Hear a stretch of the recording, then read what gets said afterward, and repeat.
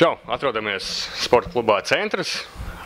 Šodien esam ieradušies ciemos pastīties, kā trenēs viens no patreiz pazīstamākajiem bodybuilderiem Latvijā, Jānis Dručka. Čau, Jāni! Pastāst mums, tad principā, kā tu nokļuvi līdz brīdim, kas tagad ir tavā dzīvē, kā tu vispār aizsāki savu sportisko gaitas karjeru un tad līdz brīdim, kamēr tu kļuvi par bodybuilderu. Sveiki visiem! Sākās tas kaut kā nejauši. Tas bija vidusskola laikā. Tad tas nebija tik populāri, varbūt kā tagad, tas veselīgais dzīvesveids un viss tā ņemšanās, kas notiek tagad. Bet es to darīju principā viens. Principā viens pats gāja uz zāli. Man bija pāris grāmatas, no kā es vadījos, nebija interneta. Un tā pamazām es jau zināju, ievirzīt sevi sportisko to jomu. Un tad arī es iestājos sporta akadēmijā. Tālāk nodarbojos mazliet ar powerlifting, apskatījos, kas tas tāds ir. Sapratu, ka tas nav īsti priekš manīm, un tad pārtraucu to visu un vienkārši darīju priekš sevis. Jā.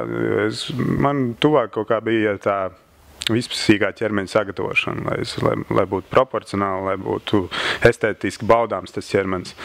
Un tad mans draugs Ivars Milušs mani ieveda bodybuildingā, kas mani aizrāva, un jau 4. sezona es ar to nodarbojos, un ļoti patīk. Varbūt daudz nezinu, jā, bet Jānis ir NAC sportists, startē NAC federācijā. Principā pastāst varbūt par saviem labākiem sasniegumiem, kādi līdz šim tev bijuši šajās 4 sezonās? Tātad 13. gadā es uzvarēju Navais, kas ir jauniņie. Tur, man liekas, bija 20 sportisti manā kategorijā, kaut kas tam līdzīgs, līdz 20, nemāku īsti pateikt. Tad tādā pašā gadā es arī nostartēju pie profesionāliem, kas palika 2. Un 14. gads, laikam, bija visveiksmīgākais man. Tas bija 1. vieta Latvijā, 1. vieta Lietuvā.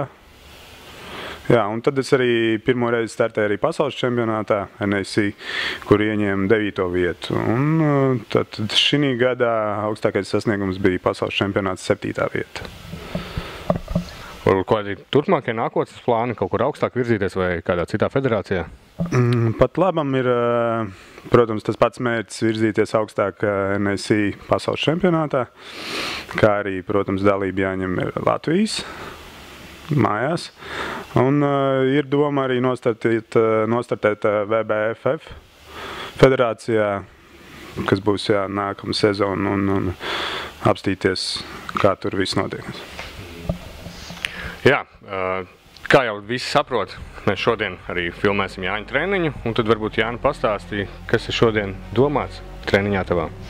Tad šodien tieši par godu filmēšanai es uztaisīšu roku treniņu, biceps un triceps. Tātad, kāpēc par godu? Tāpēc, kad pēdējā laikā es ar to ļoti maz nodarbojos, es veltu akcentu vairāk citām muskuļgrupām, lielākām, un rokām veltu mazāk laika. Tad mēs laižam uz jau aktīvo, kā saka, daļu sporta zāli un skatāmies, ko Jānis mums parādīs savā treniņā. Aiziet!